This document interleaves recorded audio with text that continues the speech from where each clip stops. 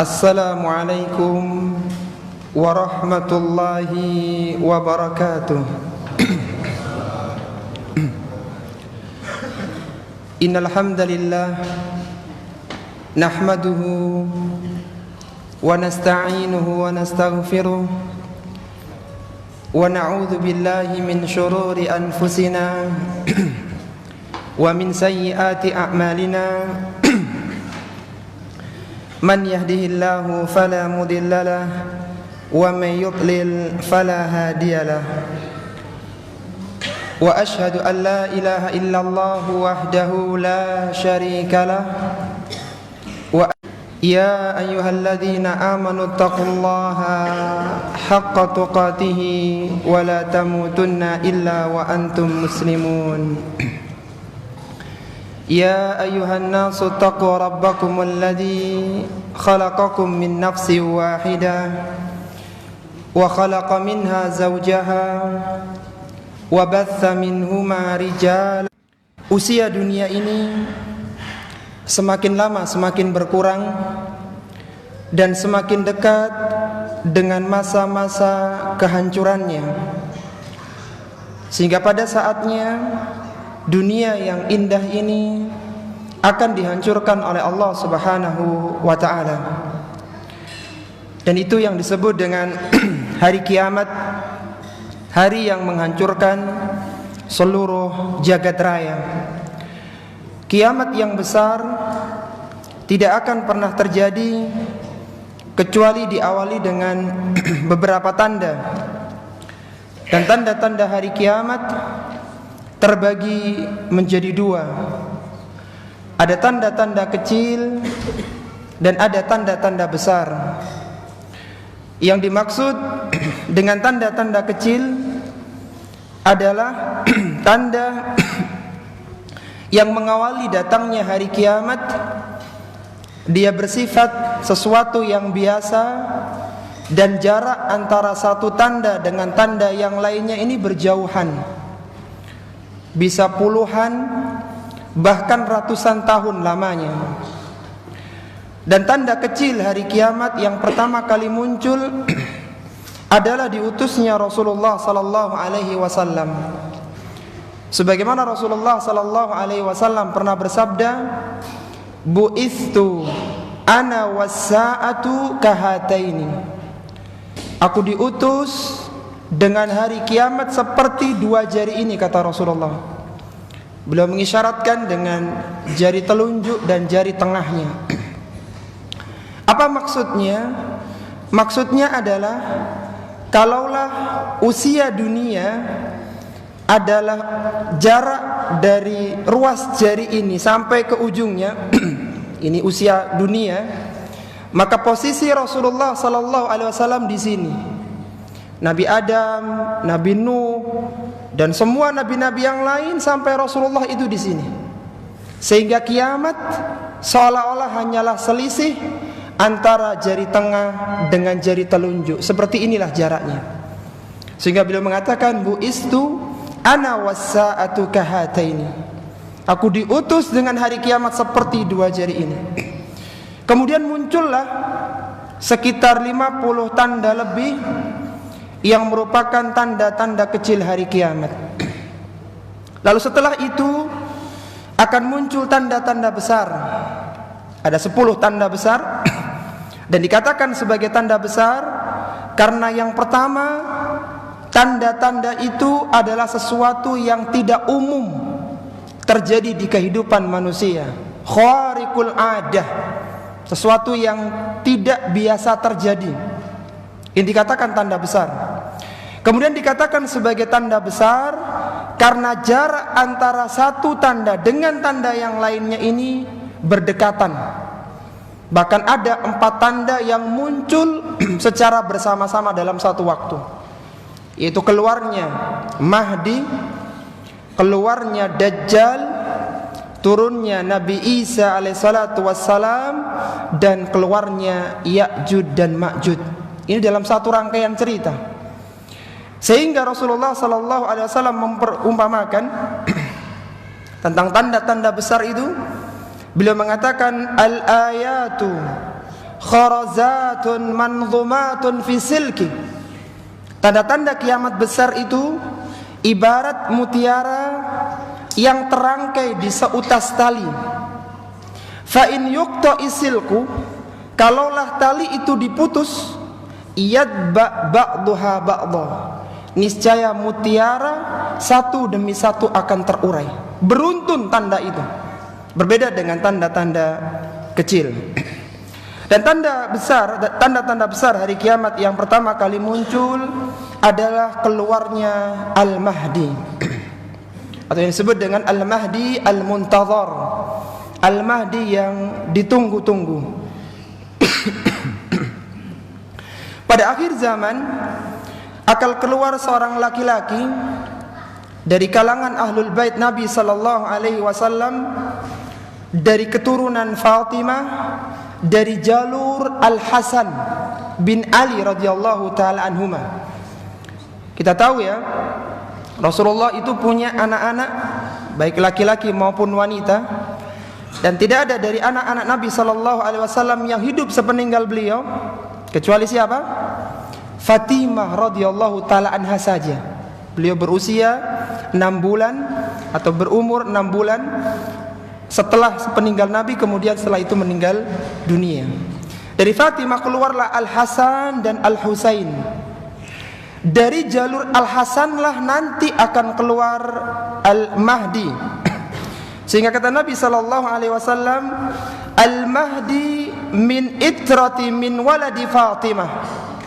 Al-Mahdi itu dari ahlul baitku, dari keturunan Fatimah radhiyallahu taala anha. Nama Al-Mahdi ini seperti nama Rasulullah sallallahu alaihi wasallam, yaitu namanya Ahmad atau Muhammad bin Abdullah. Namanya adalah Ahmad atau Muhammad bin Abdullah. Sebagaimana kata Rasulullah sallallahu alaihi wasallam, beliau bersabda, la tadhhabu dunya hatta yumlikal arab rajulun min ahli baiti. Dunia ini tidak akan pernah lenyap sampai keluar seorang dari ahlul baitku yang akan menguasai bangsa Arab. Yuwati'u ismuhu ismi, yang nama dia itu sama seperti namaku. Siapa tadi namanya? Ahmad atau Muhammad bin Abdullah, itu namanya. Ahmad atau Muhammad bin Abdullah. Imam Mahdi ini bukan orang yang dikenal berilmu pada asalnya. Jadi dia tidak dikenal sebagai seorang ulama, sebagai seorang yang berilmu sebelumnya. Dia orang biasa, tetapi Allah Subhanahu wa taala merubahnya menjadi orang alim hanya dalam waktu 1 malam saja. Kenapa kita perlu tahu tanda seperti ini? Supaya antum tidak tertipu dengan Mahdi yang palsu. Jadi banyak klaim Mahdi, tapi semuanya palsu. Kenapa? Karena tidak sesuai dengan yang dikabarkan oleh Rasulullah sallallahu alaihi wasallam. Kata Ali bin Abi Thalib radhiyallahu taala anhu, Rasulullah sallallahu alaihi wasallam bersabda, Al-Mahdi minna ahlal baiti. Mahdi ini dari keluargaku ahlul bait. Jadi kalau ada yang mengaku menjadi Mahdi kok bukan dari ahlul bait Nabi, maka jelas dusta, jelas palsu dia. Harus dari jalur ahlul bait Nabi sallallahu alaihi wasallam. Yuslihuhu Allahu fi lailatin. Allah memperbaikinya dalam 1 malam. Al-Hafidz Ibnu Katsir rahimallahu taala dalam kitabnya An-Nihayah fil Fitan wal Malahim, ketika menjelaskan hadis ini, beliau mengatakan maknanya adalah Allah akan memberikan taubat, akan memberikan taufik kepadanya, memberikan ilham kepadanya dan membimbingnya, padahal sebelumnya dia tidak dalam kondisi seperti itu. Jadi dia bukan orang yang alim, bukan orang yang baik, bukan orang yang dikenal sebagai orang yang baik keilmuannya, tetapi Allah Subhanahu wa taala merubahnya dalam satu malam, sehingga keesokan harinya dia menjadi orang yang alim, yang bijaksana. Bagaimana ciri-cirinya? Al-Mahdi Ahlussunnati wal Jamaah, ciri-cirinya adalah dahinya lebar dan hidungnya mancung.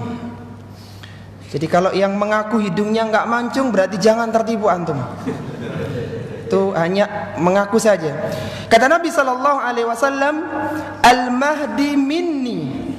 Al-Mahdi dari keturunanku. Berkali-kali ditelankan bahwa Mahdi itu dari keturunanku, dari Ahlul Bait, dari Fatimah, dari anaknya Al-Hasan.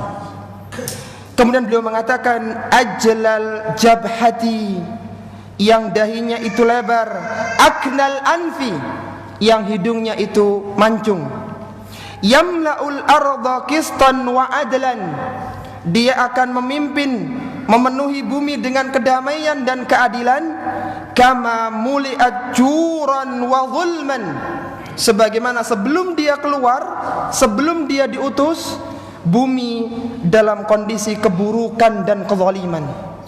Jadi Mahdi tidak akan keluar kecuali bumi ini dalam kondisi kerusakan yang parah, kezaliman di mana-mana, keburukan di mana-mana. Baru keluar nanti Al-Mahdi itu. Berapa lama dia memimpin? Kata Nabi sallallahu alaihi wasallam, "Wa yamliku sab'a sinin," dia akan berkuasa selama 7 tahun lamanya. Dan ketika dia memimpin, maka bumi akan menjadi adil, bumi dipenuhi dengan kebaikan, tumbuh-tumbuhan hidup, hujan turun dan melimpah. Jadi menjadi masa keemasan awal dunia ini, seperti pada masa al-Imam seperti pada masa keemasan Umar bin Abdul Aziz rahimahullah taala. Kepemimpinan Al-Mahdi berapa tahun tadi? Beliau berkuasa 7 tahun. Kata Rasulullah, "Yakhruju fi akhir ummatil mahdi," akan keluar di akhir kisah cerita umatku ini Al-Mahdi. "Yuskihillahul ghaitha," yang melalui dia Allah Subhanahu wa taala menurunkan hujan. "Wa tukhrijul ardu nabataha," bumi mengeluarkan pemimpin setelah bumi ini rusak dengan banyaknya kezaliman dan keburukan, maka saat itulah Allah Subhanahu wa taala mengeluarkan Dajjal. Dan Dajjal ini sudah ada makhluknya, sebagaimana hadis dari An-Nawas bin Sam'an, yang mana Tamim Ad-Dari pernah berlayar di lautan 1 bulan, terombang-ambing dengan ombak, kemudian terdampar di sebuah pulau, bertemu dengan Jasasa dan berdialog dengan Dajjal.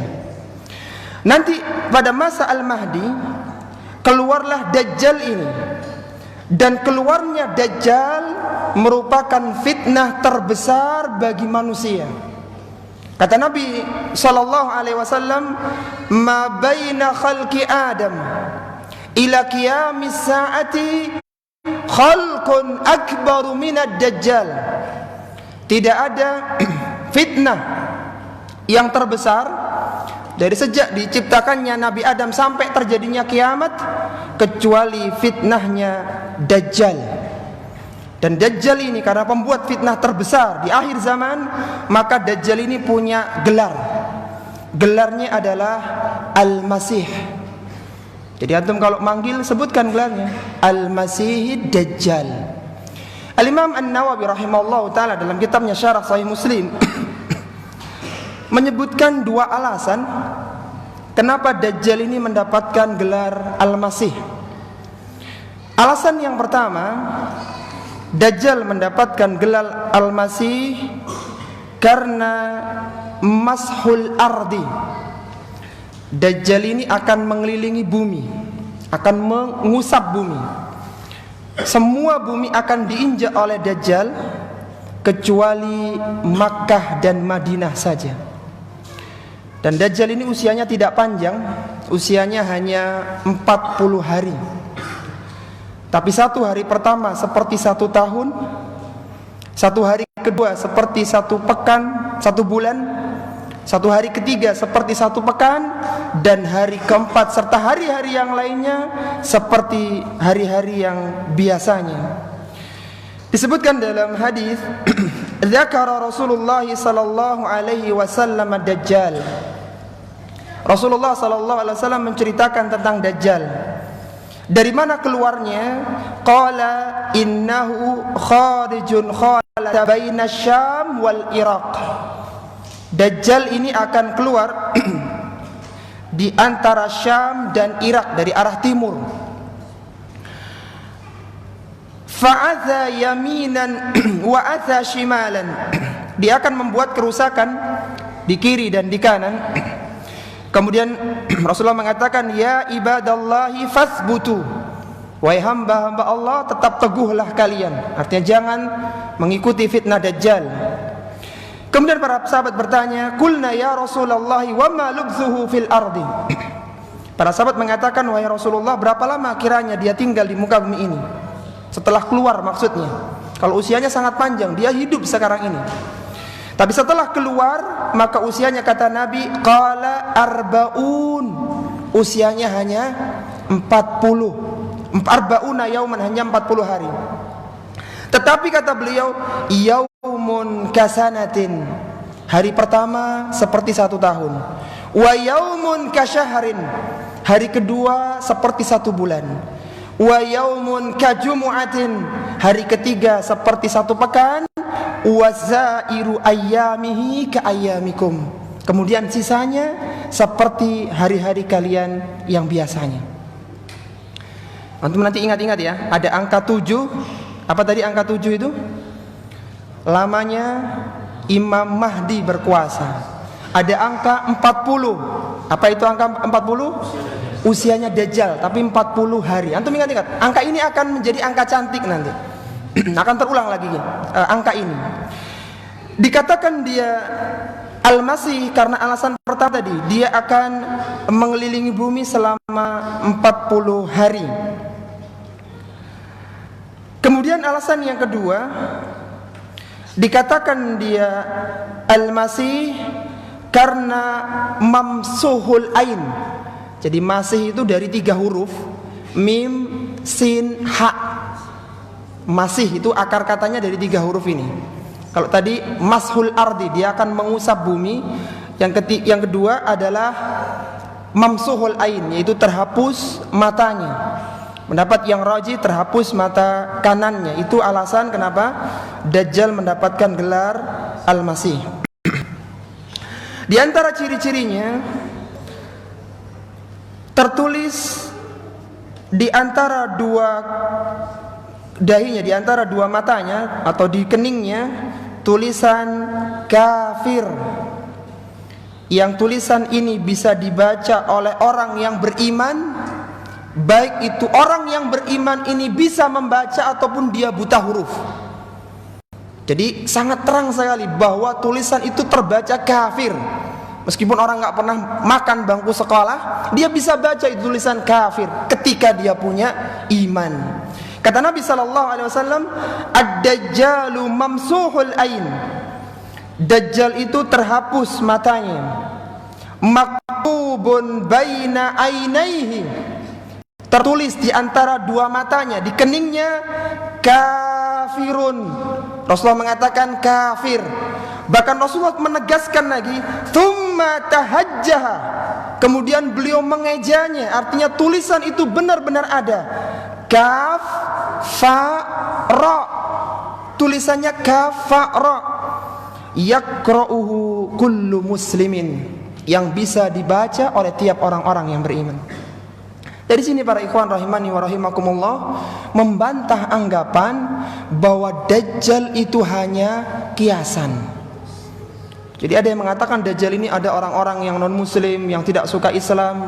Kiasan Dajjal ini, orang-orang kufar, kiasan. Padahal jelas ada makhluknya Dajjal ini, ada wujudnya, bahkan bisa terbaca, baik itu orang yang bisa membaca maupun orang yang buta huruf. Kemudian diantara tandanya Dajjal ini matanya buta, yang sebelah kanan, kemudian butanya ini timbul, keluar matanya seperti buah anggur yang timbul. Dikatakan oleh Nabi sallallahu alaihi wasallam dalam hadis Abdullah bin Umar radhiyallahu taala anhuma, Rasulullah sallallahu alaihi wasallam bersabda, "Innallaha tabaraka wa ta'ala laisa bi'awara." Sesungguhnya Allah tabaraka wa ta'ala itu tidak buta. Ala innal masihad dajjal a'war. Sedangkan al-masihid dajjal itu buta dia. A'warul ain al-yumna, buta mata kanannya. Ka'annahu ainahu inabatun tafiyah. Yang butanya itu melotot, keluar mata kanannya seperti buah anggur yang timbul. Jadi butanya itu timbul begitu, keluar begitu, melotot matanya itu, yang kanan. Itu diantara ciri-cirinya. Dan Dajjal ini diberikan banyak kelebihan, diantaranya dia bisa mendatangkan pembendaharaan bumi, dia bisa mendatangkan hujan, bahkan dia bisa menahan keluarnya kekayaan bumi. Ketika ada orang-orang yang mengikutinya, maka dikeluarkanlah kekayaan itu. Ketika orang-orang tidak mengikutinya, maka dijadikan daerah itu menjadi daerah yang kering kerontang. Dikisahkan ada seorang yang datang menemui Dajjal. Setelah melihat ciri-cirinya, maka orang ini yakin bahwa dia ini Dajjal. Kemudian orang ini dibunuh oleh Dajjal, dibelah. Kemudian Dajjal kembali memanggilnya dan dia menjadi hidup lagi. Jadi dia Dajjal ini di antara kelebihannya dia bisa menghidupkan orang yang mati. Bahkan disebutkan dalam sebuah riwayat ada seorang anak yang menangis di kuburan. Kemudian Dajjal mengatakan, "Apakah kalau aku bisa menghidupkan bapakmu dan ibumu yang sudah meninggal dunia ini, engkau yakin bahwa aku adalah Tuhanmu?" Kemudian diperintahkan oleh Dajjal, keluarlah bapak dan ibunya dari kuburan dan mengatakan, "Wahai anakku, ikutilah Dajjal ini." Dikatakan oleh para ulama itu sebenarnya bukan bapak dan ibunya, tapi itu hanya jin yang bekerja sama dengan Dajjal, hanya fitnah saja. Dan sekian banyak tanda-tanda yang lainnya yang tidak bisa kita sebutkan satu persatu. Ikhwati fillah rahimani wa rahimakumullah, yang menjadi pengikut Dajjal ini yang terbanyak adalah yang pertama dari kalangan wanita, dan yang kedua adalah orang-orang Yahudi. Ini yang terbanyak, mayoritas pengikut Dajjal. Jadi hati-hati ibu-ibu, ketika di akhir zaman ini harus tahu bagaimana kiat selamat dari fitnah Dajjal. Ada 4 caranya. Kata Nabi SAW, "Yanzilu Dajjal bihadihi sabahati bimirqanah." Dajjal akan turun di lembah Mirqanah, akan datang di sana, daerah pegunungan. Fayakunu aktsaru man yakhruju ilaihi nisa. Kata Nabi, yang paling banyak keluar mengikuti seruan Dajjal adalah an-nisa, adalah para wanita. Sampai-sampai Rasulullah menggambarkan kondisi banyaknya wanita yang terfitnah waktu itu. Kata beliau, "Hatta innar rajula la yarji'u ila hamimihi wa ila ummihi wa ila banatihi wa ila ukhtihi wa ammatihi." Sampai ada seorang laki-laki yang dia tergopoh-gopoh lari menuju mertuanya, menuju ibunya, menuju anak perempuannya, menuju saudarinya, menuju bibinya. Untuk apa? Fayuthikuha ribatan makhafata an takhruja ilaihi. Dia menguatkan, memotivasi wanita-wanita ini agar jangan sampai keluar mengikuti fitnah Dajjal. Jadi dia menyelamatkan, jangan sampai ikut wahai ibu, jangan sampai ikut wahai anakku.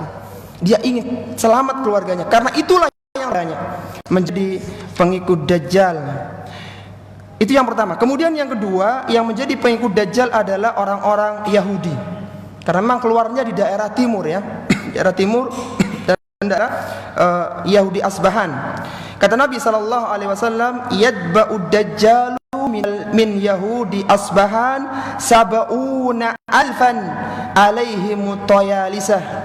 Akan mengikuti Dajjal dari kalangan Yahudi Asba'an sab'una alfan 70.000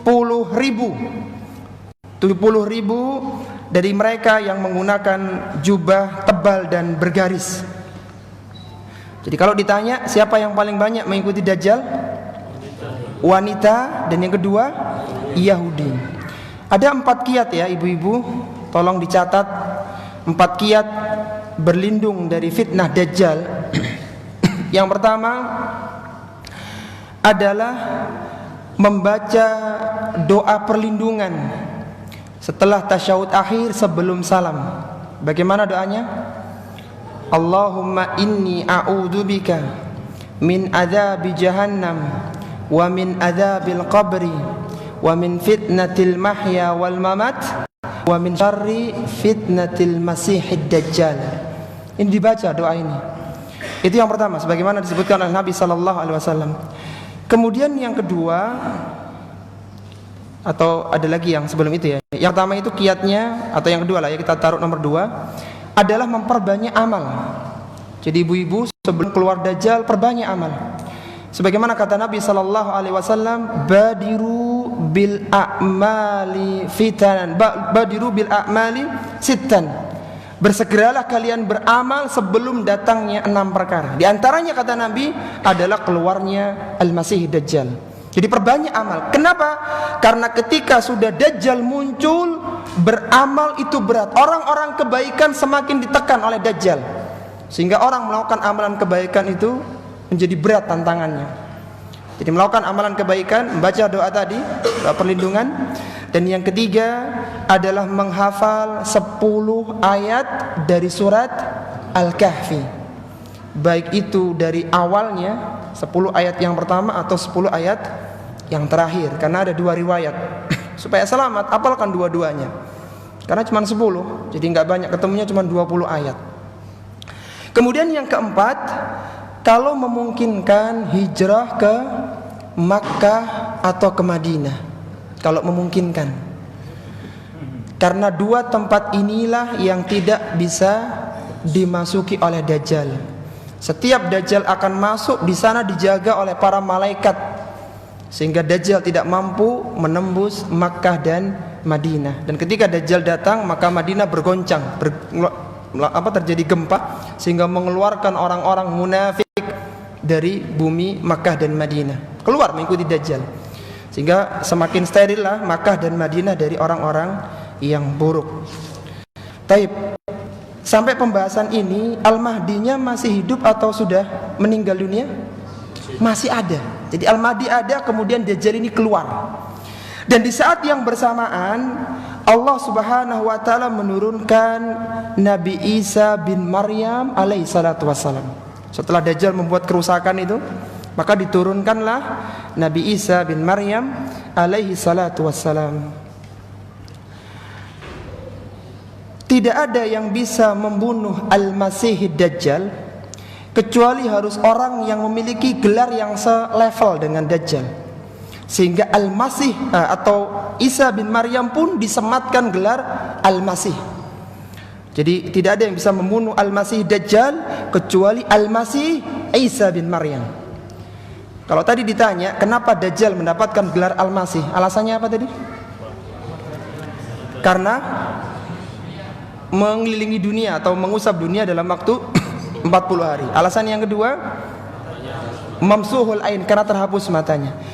Isa bin Maryam alaihissalatu wassalam mendapatkan gelar Al-Masih karena 2 alasan pula, kata Imam An-Nawawi. Yang pertama karena mashul wajhi. Nabi Isa ini kalau sudah mengusap wajah, maka orang yang diusap itu penyakitnya akan sembuh.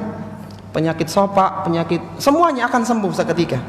Itu diusap wajahnya langsung sembuh. Itu diantara mujizat Nabi Isa alaihissalatu wassalam.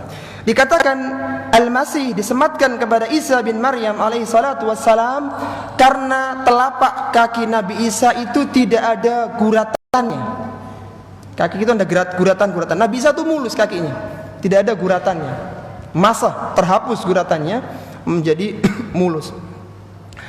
Nabi Isa alaihissalatu wassalam ini akan diturunkan oleh Allah Subhanahu wa taala di menara putih di Damaskus di Syam, beliau diturunkan di antara dua sayap malaikat, dan beliau ini akan mengeluarkan bau harum dari keringatnya, dan tidaklah ada orang kafir yang mencium bau harumnya Nabi Isa alaihissalatu wassalam kecuali dia akan meninggal dunia. Dan bau harumnya Nabi Isa ini sejauh pandangan matanya. Jadi sejauh yang beliau bisa memandang sampai sana itu orang bisa mencium baunya. Kalau itu orang kafir langsung mati dia, langsung meninggal dunia. Itu Nabi Isa alaihissalatu wassalam. Dan Nabi Isa tidak dilahirkan, tapi diturunkan oleh Allah subhanahu wa ta'ala. Para ulama kita menjelaskan ada 4 alasan kenapa yang Allah utus untuk membunuh Dajjal itu Nabi Isa. Kok bukan Nabi Musa yang pernah memukul satu orang langsung mati? Kok bukan Nabi Nuh yang usianya panjang? Kok bukan Nabi Adam yang tingginya 60 hasta? Kok Nabi Isa? Ada 4 alasannya kata para ulama kita. Alasan yang pertama, karena Nabi Isa adalah Nabi yang paling dekat pengutusannya sebelum Rasulullah Sallallahu Alaihi Wasallam. Paling dekat. Kalau Nabi Musa, apalagi Nabi Nuh, apalagi Nabi Adam, kejauhan. Yang paling dekat setelah Rasulullah adalah Nabi Isa. Dan Nabi Isa adalah Nabi Bani Israel yang terakhir. Karena Bani Israel ini di antara kebiasaannya itu suka membunuh para nabi. Nabi Zakaria itu matinya tragis. Beliau mati di tangan Bani Israel dengan digergaji. Dan kebiasaan seperti ini, sehingga terlaknatlah Bani Israel karena suka membunuh nabi. Sehingga setelah Nabi Isa Allah tidak utus nabi kepada Bani Israel, dari kalangan Bani Israel kemudian dialihkan dari jalur Ismail, yaitu dari bangsa Arab, yaitu Rasulullah Muhammad sallallahu alaihi wasallam. Alasan yang pertama, karena kenabian yang terdekat dengan Rasulullah Muhammad sallallahu alaihi wasallam adalah Nabi Isa alaihi salatu wassalam. Kemudian alasan yang kedua, kenapa Nabi Isa lah yang Allah turunkan? Karena dulu orang-orang Yahudi itu merasa membunuh Nabi Isa. Tadi saya bilang, kebiasaan Bani Israel itu membunuh para nabi. Mereka dibunuh karena mereka nabi, karena mereka orang baik itu justru dibunuh kalau Bani Israel. Dan orang-orang Yahudi dulu itu sempat mengejar-ngejar Nabi Isa, sehingga terjepitlah Nabi Isa di kelilingkan 12 orang Hawariyun. Sehingga Nabi Isa mengatakan, yang Allah abadikan dalam Al-Quran, man ansari ilallah. Kalau sudah seperti ini kondisinya, siapa di antara kalian wahai para Hawariyun yang akan menolong agama Allah ini? Mereka mengatakan, nahnu ansarullah, kami menolong agama Allah. Kemudian Allah mengangkatnya dan diserupakan khianat yang ada waktu itu yang menunjukkan tempat itu diserupakanlah dengan wajah Nabi Isa. Dan itu yang ditangkap akhirnya karena gelap kondisi malam. Orang Yahudi merasa berhasil membunuh Nabi Isa, dan antum bisa bayangkan ketika Nabi Isa itu turun, kira-kira Yahudi ini atau Bani Israel atau Yahudi ini kaget atau terkejut kira-kira melihat ternyata Nabi Isa masih ada. Kaget apa terkejut kira-kira? Kaget, loh, kok masih hidup? Artinya sebagai bantahan bagi orang-orang Yahudi bahwa yang dibunuh dulu bukanlah Nabi Isa. Bantahan untuk orang-orang Yahudi. Kemudian yang ketiga, kenapa Nabi Isa alaihissalatu wassalam lah yang diturunkan? Karena Allah ingin membantah klaim orang-orang Nasrani yang menuhankan Isa. Jadi antum bayangkan kalau ada orang Nasrani nyembah Isa, kemudian Isanya datang, tok tok tok tok gitu, datang buka pintu, assalamualaikum, loh, itu jadi datang begitu Nabi Isa begitu ya. Jadi ketika datang ternyata Nabi Isanya ada. Kira-kira hujah semacam ini, hujah yang kuat atau hujah yang lemah untuk membantah orang Nasrani? Hujah yang sangat kuat. Ternyata yang dipertuhankan itu datang dan membantah semua klaim mereka. Ini alasan yang ketiga. Alasan yang keempat, kenapa Nabi Isa yang diturunkan oleh Allah Subhanahu wa taala? Karena Nabi Isa itu masih hidup, dan Nabi Isa sebentar lagi akan diwafatkan oleh Allah di bumi. Maka supaya bisa terjadi proses pemakaman, Nabi Isa harus diturunkan ke bumi. Nabi Isa diangkat oleh Allah usia 33 tahun. Nanti usia pasca diturunkan tinggal 7 tahun, karena usianya itu 40 tahun. Kalau usia Dajjal 40 hari. Nabi Isa usianya 40 tahun tapi sudah digunakan 33 tahun. Baik. Kita ulang dulu. Kenapa Allah turunkan Nabi Isa tadi? Ada 4 alasannya. Paling dekat mengutusan dengan Rasulullah sallallahu alaihi wasallam. Yang kedua, dulu Bani Israel merasa membunuh Nabi Isa, orang Yahudi ya. Yang ketiga, Allah ingin membantah orang-orang Nasrani yang menuhankan Nabi Isa. Yang keempat, karena nasi dan akan dimakamkan di bumi, sehingga diturunkanlah di bumi. Nabi Isa alaihissalatu wassalam bertemu dengan Al-Mahdi. Ini Dajjalnya masih hidup atau sudah mati kira-kira? Masih ada, Dajjal masih ada. Jadi Al-Mahdi, Dajjal dan Isa waktunya bersamaan, berkumpul dalam satu waktu, ketemu antara Nabi Isa dengan Al-Mahdi. Dikatakan di sini oleh Nabi sallallahu alaihi wasallam, la tazalu ta'ifatun min ummati yuqatiluna 'alal haqqi. Senantiasa ada sekelompok dari umatku yang berjuang di atas kebenaran. Artinya meskipun zaman itu sudah rusak, Dajjal sudah keluar, masih ada orang-orang yang baik yang masih memegang agama yang masih murni begitu. Saya bacakan hadisnya dulu ya, setelah itu kita adzan ya. Ada orang-orang yang masih berpegang dengan ajaran yang murni. Ila yaumil qiyamah, sampai datangnya hari kiamat, kata Nabi sallallahu alaihi wasallam. Qala, kemudian beliau mengatakan, fayanzilu Isa bin Maryam sallallahu alaihi wasallam. Kemudian Nabi Isa sallallahu alaihi wasallam diturunkan oleh Allah Subhanahu wa taala. Kemudian bertemulah dia dengan Al-Mahdi. Fayaqulu, Al-Mahdi mengatakan, amiruhum ta'ala salli lana. Wahai imam kami, wahai imam kaum muslimin, kemarilah salatlah bersama kami. Fayaqul, dia mengatakan, la inna ba'dukum ala ba'din umara'u. Sesungguhnya dari kalian, di antara kalian ini adalah pemimpin. Artinya ini isyarat ketika ketika Isa diperintahkan untuk mengimami Imam Mahdi, maka Nabi Isa menolak, sehingga yang menjadi imam siapa? Al-Imam Ahmad Mahdi. Kemudian kata Nabi, takrimatallahi hadhil ummah, karena Allah ingin memuliakan umat Islam ini.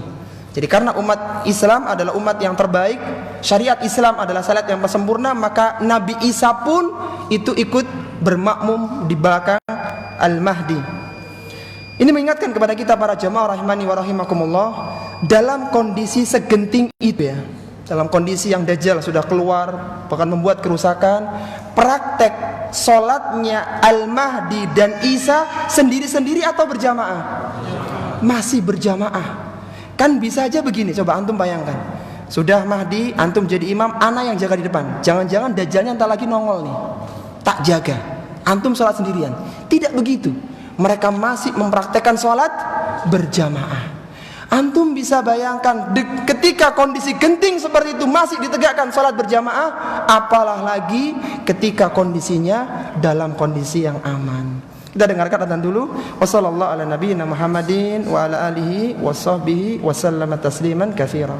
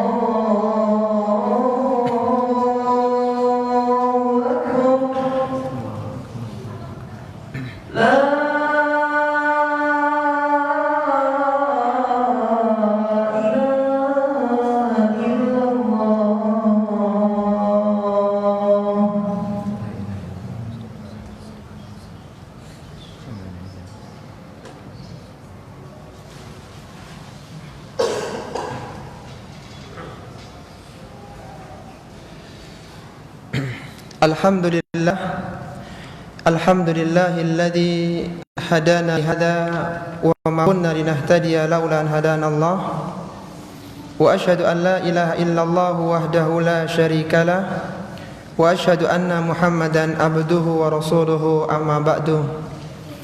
Setelah Al-Mahdi bertemu dengan Nabi Isa bin Maryam alaihissalatu wassalam, maka mereka berangkat mencari Al-Masih Dajjal, dan Mahdi serta Nabi Isa berangkat dengan pasukannya.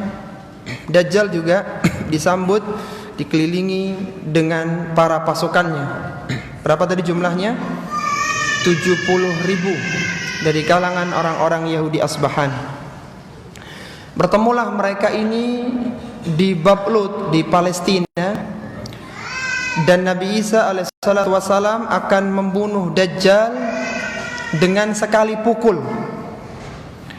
Dan ketika dipukul oleh Nabi Isa alaihissalatu wassalam dengan tombaknya itu, maka Dajjal akan mati seperti garam yang larut di dalam air. Jadi matinya itu enggak meledak dia, tapi meleleh matinya Dajjal itu.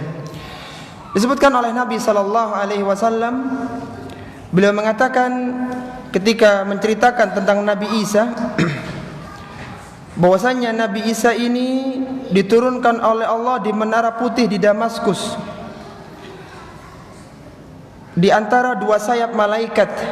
Idza taqta'a ra'sahu qatara, kalau dia mengangkat kepalanya, maka berjatuhanlah air keringatnya seperti kalu'lu'in, seperti kalu'lu'in, seperti mutiara.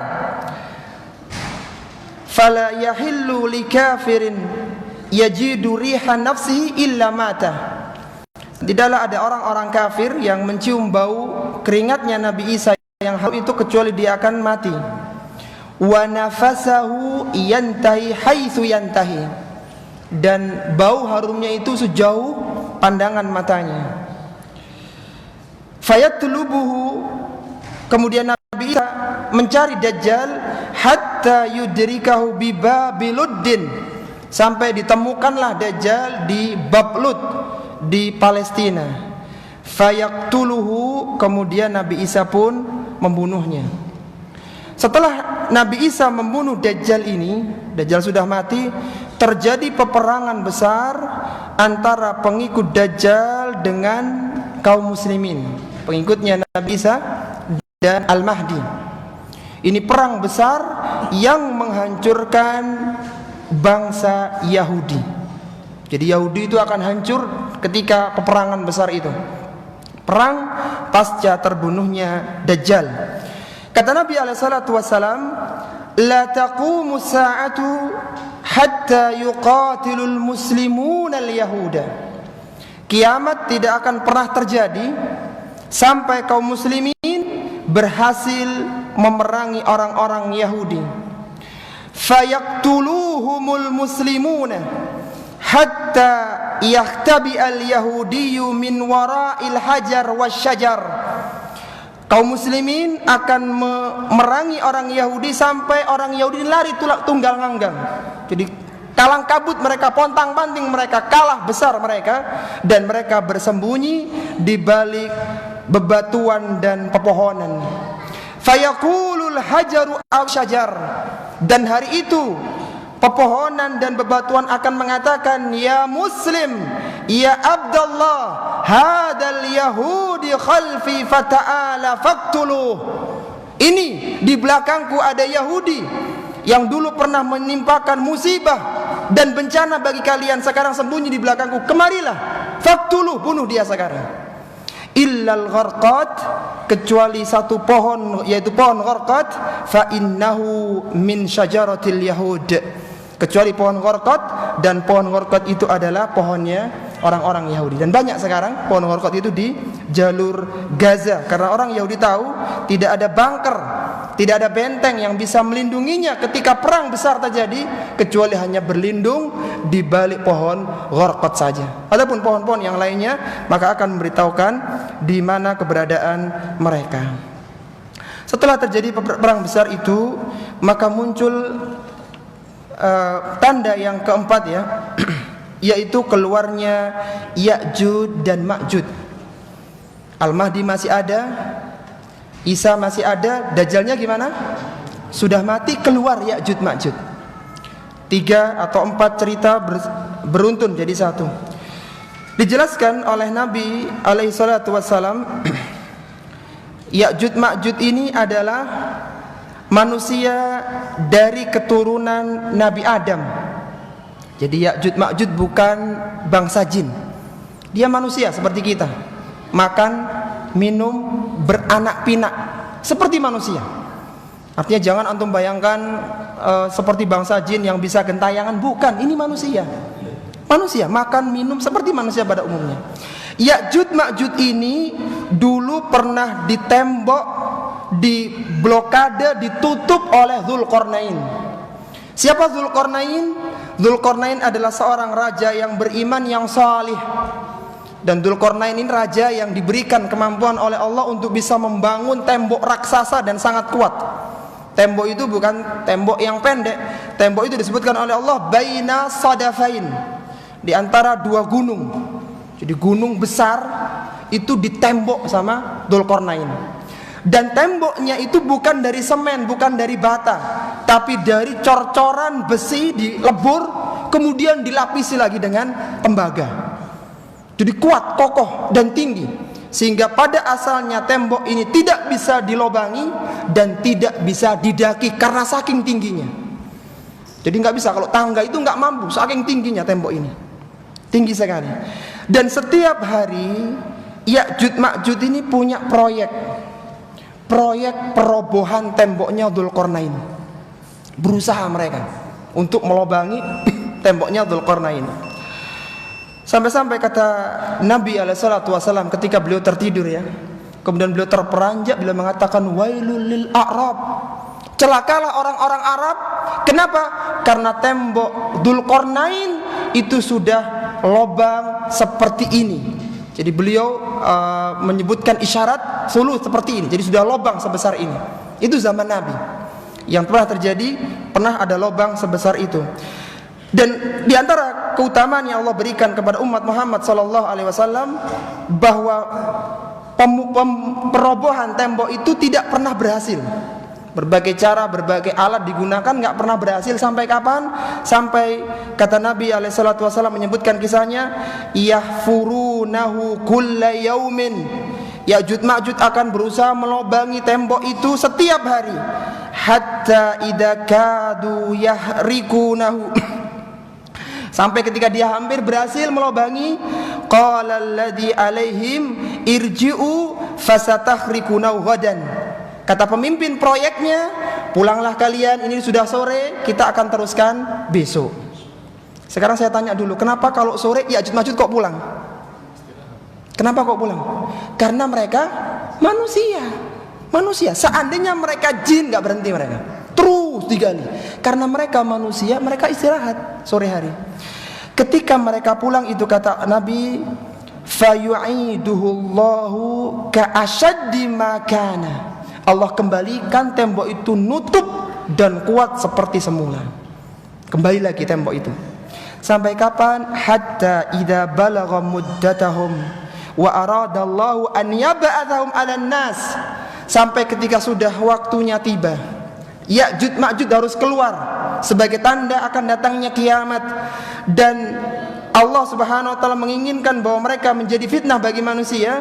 Maka pemimpinnya akan mengatakan, qala lilladzi alaihim, pemimpin proyeknya akan mengatakan, irji'u fasatahrikunahu ghadan insyaallah. Pemimpinnya mengatakan, pulanglah kalian, kita akan meneruskan proyek ini besok insyaallah. Kata Nabi, wastathna, dia tahu passwordnya, kuncinya, yaitu dia beristithna, dia mengucapkan insyaallah. Dengan ucapan ini, maka ketika mereka pulang, fayarji'unahu, ketika mereka pulang, fayajidunahu kahayati hina tarakuhu, mereka mendapatkan lubang itu tetap dalam kondisi semula. Kemudian diteruskan, akhirnya roboh tembok itu. Fa yakhrujuna 'alan nasi, maka akhirnya Ya'juj Ma'juj keluar kepada manusia, wa yastaquna al-miyaha, kemudian dia minum air, wa yafirrun nasu minhum, dan manusia berlarian dari mereka. Ketika Ya'juj Ma'juj keluar ini, maka lebih agresif ya. Ya'juj Ma'juj akan membunuh semua orang yang dia berhasil melewatinya. Dia akan minum Danau Tobariyah. Danau Tobariyah itu ketika pasukan yang pertama minum, pasukan serdadu paling belakang sudah enggak mendapatkan air. Mereka ganas. Bahkan ketika mereka sudah berhasil membunuh manusia, mereka melemparkan panah-panah ke langit. Mereka ingin membunuh para malaikat yang ada di langit, dan Allah mengembalikan panah-panah dengan busur yang berlumuran darah, sehingga mereka makin bangga, kami telah membunuh para malaikat yang ada di langit. Kalaulah fitnah Dajjal yang dikatakan oleh Nabi sebagai fitnah terbesar berhasil diatasi oleh Nabi Isa alaihissalatu wassalam, adapun Ya'juj Ma'juj ini Nabi Isa enggak mampu melawannya karena banyak jumlahnya. Nabi Isa diperintahkan oleh Allah untuk bersembunyi, berlindung di bukit, di atas bukit, dan di sana Nabi Isa ini terkurung ya, tidak bisa keluar, karena kalau keluar akan bertemu dengan Ya'juj Ma'juj. Maka dan persediaan makanan sudah mulai menipis di bukit itu. Maka Nabi Isa berdoa kepada Allah Subhanahu wa taala agar Ya'juj Ma'juj ini diwafatkan oleh Allah Subhanahu wa taala. Kata Nabi alaihi salatu wasalam, fayarghabu nabiyullah Isa wa ashabuhu. Maka Nabi Isa dan para sahabatnya berdoa kepada Allah, fayursilullahu alaihimun naghafa fi riqabihim.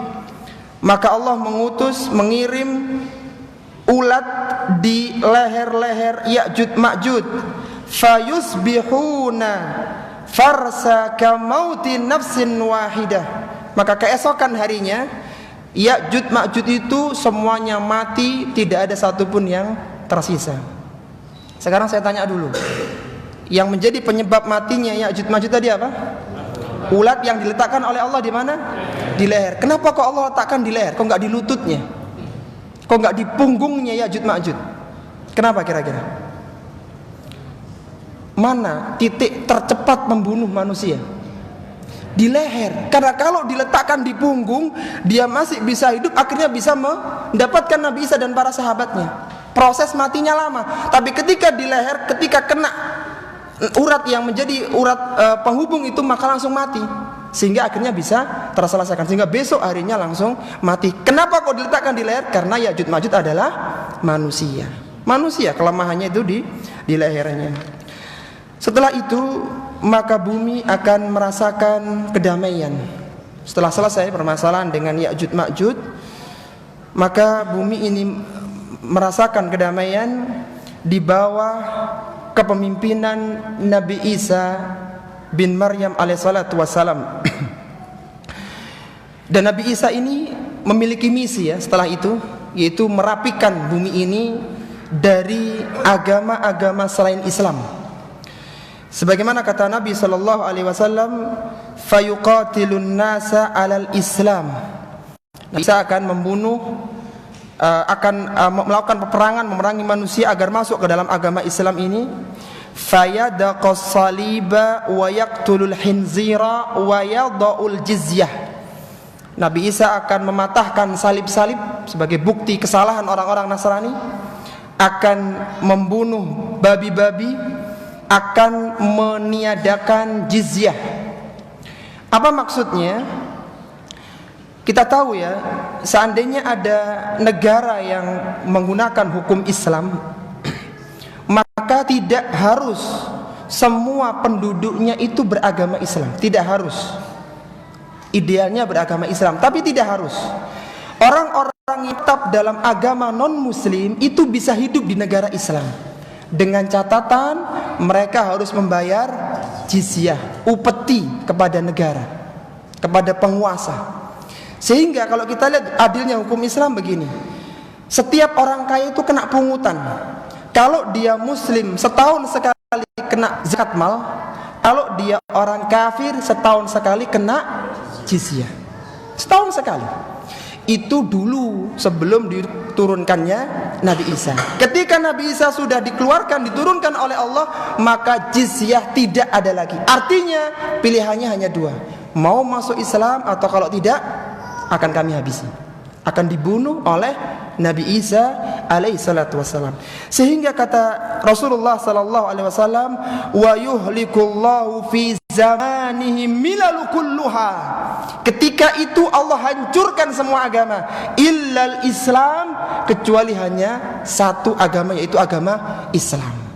Sehingga ketika ditanya kapan kemenangan agama Islam, kita katakan ketika diturunkannya Nabi Isa alaihissalam. Menang Islam itu. Tidak ada agama tandingan yang lainnya. Kemudian kata Nabi menggambarkan tentang kondisi pasca terbunuhnya Dajjal, wa yuhlikullahul masih ad-dajjal, Dajjal meninggal, wa taqaul amanatu fil ardi. Allah akan letakkan amanah di muka bumi ini. Sampai-sampai digambarkan oleh Rasulullah, hatta tarta'al usudu ma'al ibil, sampai singa akan duduk manis di samping onta, wan nimaru ma'al baqar, harimau akan berkawan dengan sapi, wadhi'abu ma'al ghanam, dan serigala akan duduk santai dengan domba. Ini mirip dengan gambaran ketika masa-masa keemasan Umar bin Abdul Aziz rahimahullah ta'ala. Mirip sekali. Sampai-sampai kata Nabi, wayal abu sibyanu bil hayati la tadurruhum. Anak-anak kecil akan bermain dengan sanca, pinton, king cobra, la yadurruhum. Tidak ada yang membahayakan mereka. Enggak ada ceritanya kecil dimakan piton, sanca, king cobra, enggak ada ceritanya. Bermain akrab mereka. Sekali lagi mirip dengan kejadian ketika masa keemasan Umar bin Abdul Aziz yang hanya 2 tahun itu. Dari mana penduduk desa tahu bahwa malam itu adalah malam terbunuhnya Umar bin Abdul Aziz? Mereka tahu ketika mereka berada di ladangnya, tiba-tiba serigala itu menerkam domba mereka. Kemudian orang pelosok, orang gunung mengatakan, sungguh hari ini ada permasalahan di pusat negara kalian, di ibu kota kalian, ada masalah di pemimpin kalian. Dan ternyata benar, malam itu adalah malam dibunuhnya Umar bin Abdul Aziz, sehingga tidak ada lagi amanah, sehingga domba dimakan oleh serigala. Wa yamkuthu fil ardi arba'ina sanatan. Nabi Isa ini akan tinggal di bumi selama 40 tahun. Thumma yutawaffa, kemudian meninggal dunia. Yusalli alaihimul muslimun, kemudian disalatkan oleh orang-orang Islam. Karena Nabi Isa sudah hidup sebelum diangkat oleh Allah berapa tahun tadi? 33 tahun, maka Nabi Isa hanya menggenapkan usianya 7 tahun lagi. Ada sebuah riwayat yang dinukil oleh Imam Al-Barbahari dalam kitabnya Syarhus Sunnah yang menyatakan bahwa Nabi Isa ini akan menikah. Tetapi ketika dirujuk oleh para ulama, hadis ini adalah hadis atau pendapat ini, poin ini adalah dibangun dari hadis yang dhaif, sehingga kita tidak bisa memastikan Nabi Isa itu menikah atau tidak. Karena kalau menikah nanti antum akan tanya lagi, dengan orang mana kira-kira? Iya, di gedung mana acaranya ya. Jadi banyak pertanyaan, makanya tidak ada hadis yang mendukung itu. Taib, ada angka-angka yang cantik ya, yang perlu kita ingat. Berapa tadi masa di berkuasanya Imam Mahdi? 7 tahun. Berapa sisa usia Nabi Isa? 7 tahun pula. Berapa usianya Dajjal setelah keluar? 40 hari. Berapa total usia Nabi Isa? 40 tahun. Jadi saya bilang ini angka-angka cantik, angka-angka yang memang disebutkan oleh Allah dan Rasulullah SAW dalam nas-nas dalilnya. Setelah itu maka Nabi Isa meninggal dan disalatkan oleh kaum muslimin, dan bumi dipimpin oleh Al-Qattan. Setelah wafatnya Nabi Isa alaihissalam, ada beberapa tanda besar lagi. Di antaranya terjadinya 3 penenggelaman bumi di timur, di barat, dan di Jaziratil Arab. Kemudian muncul tanda yang berikutnya, yaitu keluarnya duhan, asap yang menyiksa manusia. Sebagaimana Allah sebutkan dalam surat Ad-Duhan, "Fartaqib yauma ta'tis samaa'u bidukhanin mubin yaghshan nas hadza 'adzabun alim." Tunggulah hari ketika langit ini membawa asap yang nyata yang meliputi manusia, dan itu adalah siksaan yang pedih. Setelah itu para ikhwan rahimani wa rahimakumullah, baru terjadilah terbitnya matahari dari barat. Disebutkan dalam sebuah riwayat terjadi malam yang sangat panjang. Lama, enggak pagi-pagi, begitu pagi matahari keluar dari tempat terbenamnya. Dan ketika itu yang perlu antum ingat, dunia belum hancur. Dunia belum hancur. Ketika terbit matahari dari barat, yang ada adalah manusia menyesal, dan semua manusia yang melihat kejadian itu semua beriman. Tapi iman mereka tidak berlaku lagi waktu itu. Yang perlu kita tekankan, dunia belum hancur. Sehingga ketika Rasulullah ditanya tentang tanda kiamat, beliau tidak mengatakan terbitnya matahari dari barat, tidak itu. Tapi dikatakan akan keluar api dari jurang Aden yang akan menggiring manusia ke Syam. Itu tanda yang pertama. Ketika ditanya oleh siapa? Orang Yahudi, Abdullah bin Salam, sebagai tanda dia akan menyatakan keislamannya. Kata Nabi SAW ketika menyebutkan tentang terbitnya matahari dari barat, "La taqumus sa'atu hatta tatlu asy-syamsu min maghribiha." Tidak akan terjadi hari kiamat sampai terbitnya matahari dari barat. Fa idza tala'at min maghribiha, ketika matahari telah terbit dari tempat terbenamnya itu dari barat itu, amanan nasu kulluhum ajmaun, maka semua manusia yang melihat itu akan beriman. Yang melihat itu akan menyatakan keimanannya. Fa yauma idzin la yanfa'u nafsan imanuha lam takun amanat min qablu aw kasabat fi imaniha khaira. Kata Nabi SAW, tetapi hari itu tidak bermanfaat lagi keimanan. Andai kata orang beriman, maka amalan ketika itu tidak bermanfaat bagi manusia. Disebutkan oleh Abdullah bin Abbas ya, dan sebuah atharnya, pasca terbitnya matahari dari barat masih ada kehidupan selama 180 tahun. Tapi sayang, asar ini dhaif. Sayangnya Tapi yang jelas ini menguatkan bahwa ketika terbit dari barat belum hancur dunia. Karena setelah itu masih ada satu kisah lagi, yaitu keluarnya dabbah, keluarnya binatang melata yang keluar dari tanah haram di Mekkah, dan binatang ini akan mencium manusia. Kalau dia orang mukmin akan dicium di wajahnya sebagai tanda keimanannya. Adapun kalau dia orang kafir akan dicium di hidungnya sebagai tanda kekufurannya. Sebagaimana kata Nabi sallallahu alaihi wasallam, takhruju dabbah fatusimun nasa ala kharatimim. Akan keluar dabbah. Dabbah ini binatang yang enggak punya induk, dia keluar dari bumi begitu, dan akan mencium manusia, akan memberikan tanda pada hidung-hidung mereka. Setelah itu yang paling terakhir adalah keluarnya api dari jurang Aden. Yang api itu akan menggiring manusia, dan ini lama prosesnya, tidak satu kali jalan selesai, berhari-hari. Sampai disebutkan dalam sebuah riwayat, ada yang berjalan menyelamatkan diri, ada yang berlari, ada yang dimakan api, ada yang menunggang kuda. Kalau tidak lari kena makan api. Ketika yang lari maka tempat berkumpulnya nanti di Syam. Dan di Syam itulah ketika sudah berkumpul semua manusia di sana, maka Allah perintahkan kepada Israfil untuk meniup sangkakala. Sehingga tanda kiamat yang terdekat itu adalah keluarnya api dari jurang Aden yang akan menggiring manusia ke Syam. Nah, setelah itu baru hancurlah dunia. Ini para ikhwan dan akhwat rahimani wa rahimakumullah, kronologi bagaimana tragedi di akhir zaman. Sehingga dari sini kita semakin yakin klaim-klaim yang mengatakan tahun sekian akan kiamat, tahun sekian kiamat, itu semuanya tidak akan benar. Kenapa ya? Antum bayangkan begini. Seandainya, naudzubillah min dzalik ya, seandainya saja sekarang Dajjal ini keluar, berapa lama waktu yang dibutuhkan? Kalau untuk cerita berikutnya, masih ada 40 hari, masih ada 7 tahun bersama Nabi Isa, masih ada waktu keluarnya matahari dari barat, masih ada cerita Dabbah, masih lama. Seandainya naudzubillah min dzalik Dajjal keluar sekarang, masih ada proses cerita setelah itu.